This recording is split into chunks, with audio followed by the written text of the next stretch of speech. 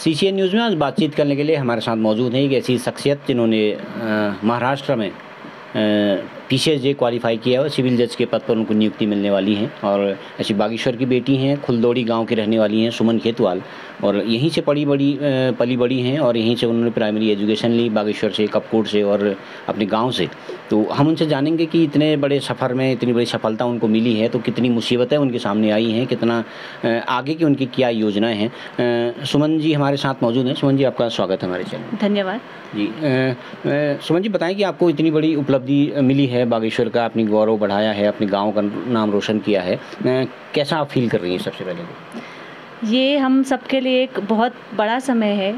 बहुत समय से मैं कोशिश कर रही थी कि मैं ऐसा कुछ करूं जिससे सबको अच्छा लगे, मेरे मम्मी पापा का नाम रोशन हो, हमारे गांव का नाम रोशन हो, और सबसे पहले कि हमारे यहाँ लड़कियों की जो पढ़ाई है उस पर सब लोग ध्यान नहीं देते हैं। तो ऐसा कुछ करूं जिससे बाकी आगे की जनरेशन है जो बच्चों को नहीं पढ़ाते हैं उनको ऐसा मिले कि हम भी अपनी बेटियों को पढ़ाएं ताकि आगे जाके वो भी अच्छा करें। तो यहीं से मेरी शुरुआत थी कि जब से मैंने होश संभाला तब से मुझे करना था ऐसा कुछ कि जिससे एक तो मेरे मम्मी पापा का नाम रोशन हो और आगे की जनरेशन जो है, जो जिनको पढ़ना है, जो पढ़ना चाहते हैं लेकिन वो हालातों की वजह से नहीं पढ़ सकती हैं, वो भी आगे बढ़ें कि हम भी कर सकते हैं। ऐसा हम भी कुछ कर सकते हैं कि जिससे हमको अपना करियर हम अच्छे से बनाएं, उनको राह दिखे, उनको भी एक मोटिवेशन मिले कि हम भी कर सकते हैं। सुमन जी, अपने बारे में थोड़ा सा बताएं कि आपने प्रारंभिक शिक्षा कहाँ से ली और थोड़ा सा अपने मदर फादर के बारे में भी आप बता पाएँ तो, और आगे की एजुकेशन आपने कहाँ से ली? मेरी प्रारंभिक शिक्षा यहीं हमारे गांव खुलदोड़ी में हुई। उसके बाद 6-7 मैं कपकोट में थी मेरी नानी के पास, वहाँ 6-7 मैंने वहाँ गर्ल्स स्कूल से किया। उसके बाद 8 to 12 मेरा GGIC बागेश्वर से मेरा हुआ 12th। उसके बाद मुझे कुछ अलग करना था तो मेरे पापा पूना में प्राइवेट जॉब करते थे तो उनके साथ मैं गई, वहाँ पर जाके मैंने लॉ चूज किया, 5 ईयर लॉ कोर्स लॉ में एडमिशन लिया मैंने। मुश्किलें बहुत थी लेकिन मेरा क्लियर था रास्ता कि मुझे करना ही है। लॉ की पढ़ाई करते करते मैंने डिसाइड किया कि मुझे जुडिशरी में जाना है, वहाँ पर मुझे करना है। तो जैसे ही मैं पास आउट हुई वैसे ही मैंने प्रैक्टिस शुरू किया वहाँ पर कोर्ट में, डिस्ट्रिक्ट कोर्ट में पुणे में। वैसे ही मैंने अपनी पढ़ाई भी साथ साथ शुरू की उसके साथ। फिर 2019 में मैंने मेरा पहला अटेम्प्ट दिया। पहला अटेम्प्ट देने के बाद मैं प्री में क्लियर हो गई थी। उसके बाद मैंने मेंस का एग्ज़ाम दिया। मेंस में 101 उस टाइम कट ऑफ था और मेरे कट ऑफ से भी ज़्यादा मेरे मार्क्स थे, 109 मेरा स्कोर था। तो मुझे लगा मेरे इतने अच्छे मार्क्स होते हुए भी मैं पास क्यों नहीं हूँ। मैंने मेरे आंसर शीट्स मंगवाए। उस टाइम पता चला मुझे एक सब्जेक्ट में स्कोर कम होने की वजह से मेरा क्लियर नहीं हो पाया। तो उस टाइम मुझे ऐसा लगा कि मैं जीत के बहुत नज़दीक हूँ, मैं कर सकती हूँ ये चीज़। मैंने वापस 2020 में ट्राई किया। 2020 में मार्च में एग्ज़ाम हुआ। एग्ज़ाम होने के बाद तुरंत 10 दिन बाद लॉकडाउन लग गया। तो लॉकडाउन होने की वजह से 1 साल रिजल्ट भी डिक्लेयर नहीं हुआ, कुछ भी नहीं हुआ। तो सब लोग निराश थे, अब क्या करेंगे। सबके घर में सेम सिचुएशन थी, अभी जॉब नहीं है, आगे की पोस्ट भी नहीं है, सिचुएशन ऐसी हो गई, अब क्या करना है, कुछ दिख नहीं रहा था। तो मेरे दिमाग में ये था अगर सब कुछ करने के बाद अगर मैं गाँव चली गई तो मेरा करियर बर्बाद हो जाएगा, मैं कुछ नहीं कर पाऊँगी, क्योंकि यहाँ पर करियर ऑप्शंस हमको बहुत कम मिलते हैं। छोटे शहर में करियर करना नहीं होता है लोगों को। फिर जैसे धीरे धीरे लॉकडाउन खुलना शुरू हुआ वैसे ही वापस मैंने अपना प्रैक्टिस शुरू किया। तब मैंने डिसाइड किया कि अब कुछ भी हो जाए मुझे पीछे नहीं मुड़ना है। अब ये कंडीशन जब रिलैक्स हुई लॉकडाउन की, कोविड की, तो वैसे ही मैंने वापस शुरू किया। फिर रिज़ल्ट भी आया और मेंस की एग्ज़ाम हुई। मेंस की एग्ज़ाम पूरे 1.5 साल के, ऑलमोस्ट 2 साल के बाद सितंबर 2021 में एग्ज़ाम हुआ। उस टाइम भी एग्ज़ाम दिया मैंने। एग्ज़ाम मेरा बहुत अच्छा था। फरवरी 2022 में हमारा रिज़ल्ट आया लेकिन उस लिस्ट में मेरा नाम नहीं था। तो मेरी किस्मत ऐसी थी कि आगे के एग्ज़ाम डिक्लेयर हुए थे, उसी 10 दिन में एग्ज़ाम था। तो वो 10 दिन जो मेरे थे वो मेरे रोने में गए थे। मैंने पढ़ाई नहीं किया था, लेकिन जो पिछली पढ़ाई थी उसके बेस पे मैंने वापस परीक्षा दिया। 2021 का जो था वो 22 में निकला था। तो 22 में एग्ज़ाम दिया मैंने वापस प्री का। वो एग्ज़ाम हमारी अप्रैल में थी। अप्रैल में एग्ज़ाम देने के बाद मैं मई के महीने में घर आई थी छुट्टी में। तो जून जब मैं जा रही थी वापसी में मुझे पता चला मेरा रिज़ल्ट मेरा हुआ है। तो जुलाई में मेरी मेंस की एग्ज़ाम थी। तो मैं जून में 1 महीना छुट्टी लेके मैंने वापस मेंस की पढ़ाई शुरू की। जुलाई में एग्ज़ाम हुआ मेरा और दिवाली के आसपास रिज़ल्ट आ गया, उस लिस्ट में मेरा नाम था। फिर रिज़ल्ट डिक्लेयर होने के बाद 23 जनवरी 2023 में हमारा इंटरव्यू का शेड्यूल आया। इंटरव्यू हो गया मेरा, 17 को रिज़ल्ट आया कि मेरा हो गया मेरा क्लियर। तो वो इतना बड़ा दिन था मेरे लिए मैं जब शुरुआत कर रही थी मेरी पढ़ाई, मेरे मेंटर थे वहाँ पर, उन्होंने मुझे बुलाया था कि आपकी लाइफ में सबसे बड़ा दिन वो होता है जिस दिन आपकी वजह से आपकी मम्मी पापा की आंखों में खुशी के आंसू होते हैं। तो वो दिन मेरे लिए बहुत बड़ा था। मैंने फ़ोन करके मेरे पापा को बोला कि पापा मेरा रिजल्ट हो गया है, आ गया है, मैं हो गई हूँ। तो मेरे पापा फ़ोन पे ही रो रहे थे और वो रात, उनने मुझे दूसरे दिन बताया कि मैं रात भर सोया नहीं, खुशी से रात भर मैं रो रहा था, सिर्फ रो रहा था। तो वो मेरे लिए बहुत बड़ा दिन था। अभी तो मुझे ये बोलना है, अभी मेरी शुरुआत है, अभी आगे मुझे बहुत कुछ करना है। जी सुमन जी, आपने जो अब उपलब्धि हासिल की है बहुत सारी युवाओं के लिए, लड़कियों के लिए आप एक प्रेरणा स्रोत हैं, तो परिवार का कितना सपोर्ट रहता है? ये बड़ी उपलब्धि आपने हासिल की है, किन किन लोगों को आप क्रेडिट देना चाहें? आपकी मेहनत तो है ही है, हम उसको नकार नहीं सकते हैं, और कौन लोग आपके पीछे थे सफलता के पीछे? मेरे परिवार का सपोर्ट बोलें तो पहले शुरुआत मेरी 12th से हो गई थी।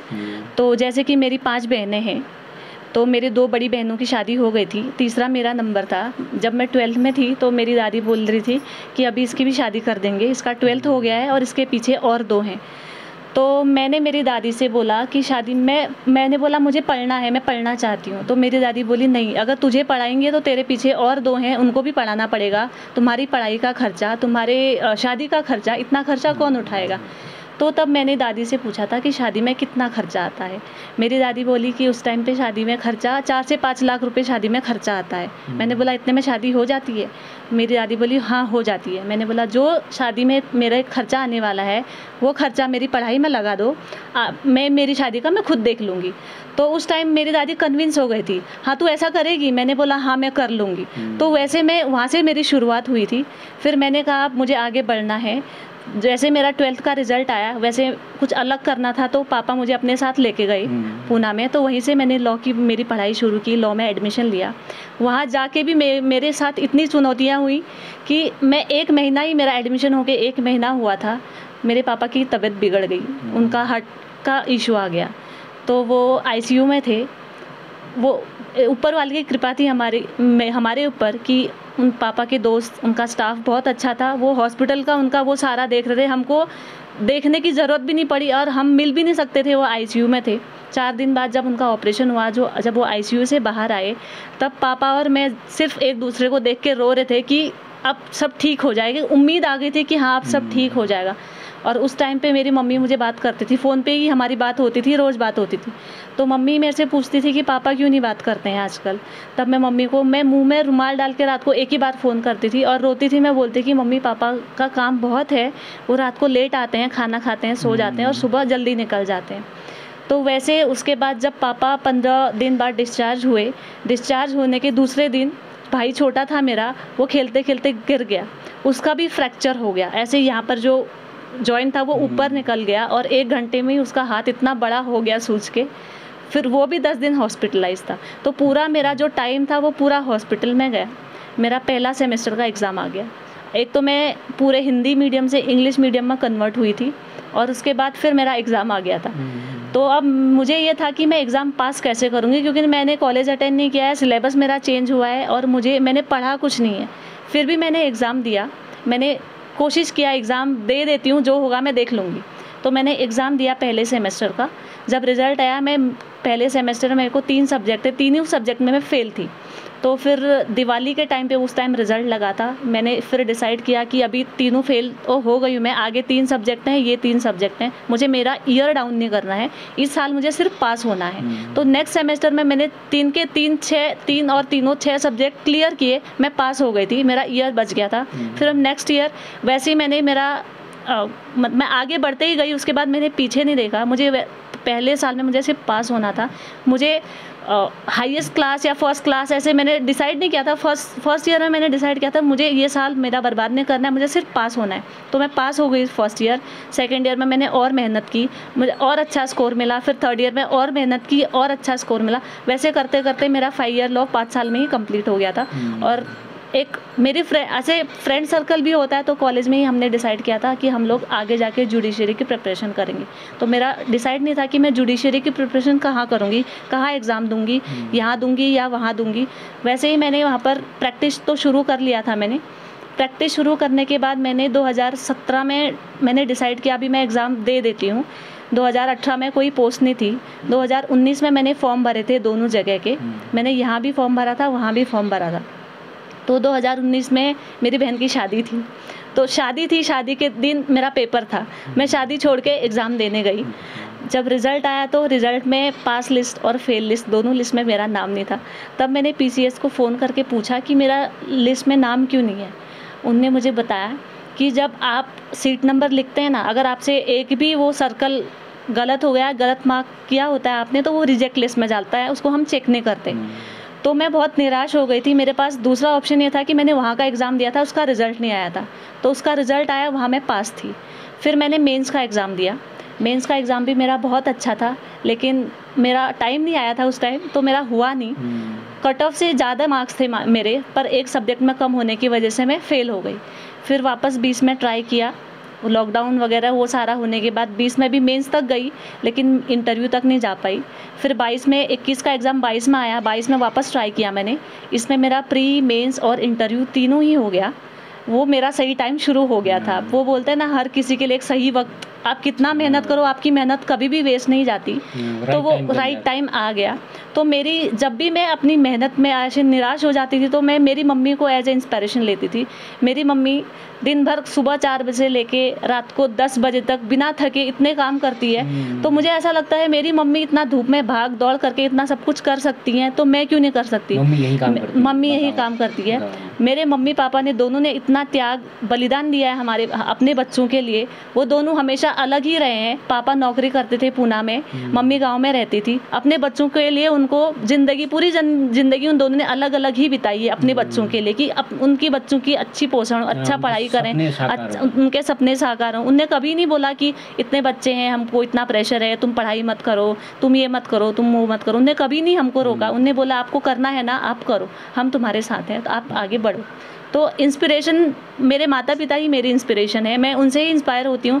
कभी मैं थक जाती हूँ या निराश होती हूँ, तो मैं उनको अपने सामने रखती हूँ कि मेरे मम्मी पापा इतने बूढ़े हो गए, इतना एज हो गए, पूरी ज़िंदगी उनने इतनी मेहनत किया और अभी भी कर रहे हैं, तो मैं क्यों नहीं कर सकती हूँ।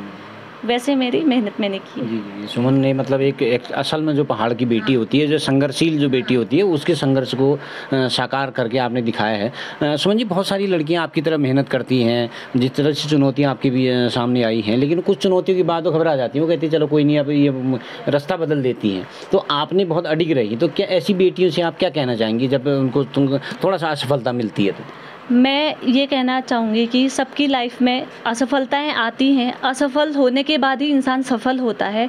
अब हमने एक बार दृढ़ निश्चय कर लिया हमको ये करना है, तो हम कर ही लेते हैं। उसके पीछे हमको लगना है, हमको भटकना नहीं है रास्ते से। हमको अपना गोल क्लियर रखना है कि हमको वहाँ पहुँचना है। लोग कितना भी कुछ बोलें, हमको अपने रास्ते से हटना नहीं है, क्योंकि रास्ते में चुनौतियां बहुत हैं। लोग बातें भी बहुत बनाते हैं, बोलते हैं लड़कियों की, स्पेशली लड़कियों के लाइफ में जो होता है, अभी इतनी बड़ी लड़की हो गई है, इसकी शादी नहीं कर रहे हैं, पढ़ाई कर रहे हैं बोलते हैं, लेकिन अभी तक रिजल्ट नहीं आया है। ये सारी चीज़ें लड़कियों को फेस करनी ही पड़ती हैं। स्पेशली हमारे पहाड़ों में एक तो अवसर बहुत कम होते हैं, उसके बाद उनके ऊपर घर के कामकाज भी होते हैं, तभी भी वो मेहनत करती हैं। हमारे पहाड़ के लोग जो होते हैं वो बहुत मेहनती होते हैं, लेकिन अवसर न मिल पाने के कारण वो लोग बहुत पीछे रह जाते हैं। आपने उत्तराखंड पीसीएस जे के लिए ट्राई नहीं किया आपने महाराष्ट्र को चुना, तो क्या वजह है इसकी रहेगी?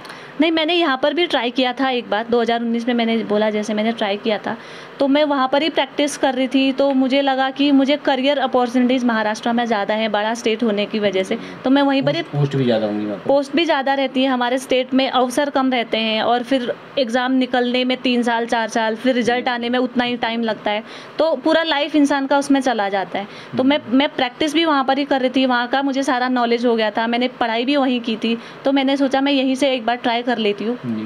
अच्छा, उत्तराखंड लॉज में और लोकल लॉ में कुछ फ़र्क रहता है क्या महाराष्ट्र के लॉ में, और क्या सिलेबस में क्या चेंज रहता है? सिलेबस जो है, आपने दोनों जगह दिया हुआ है इसलिए पूछूं।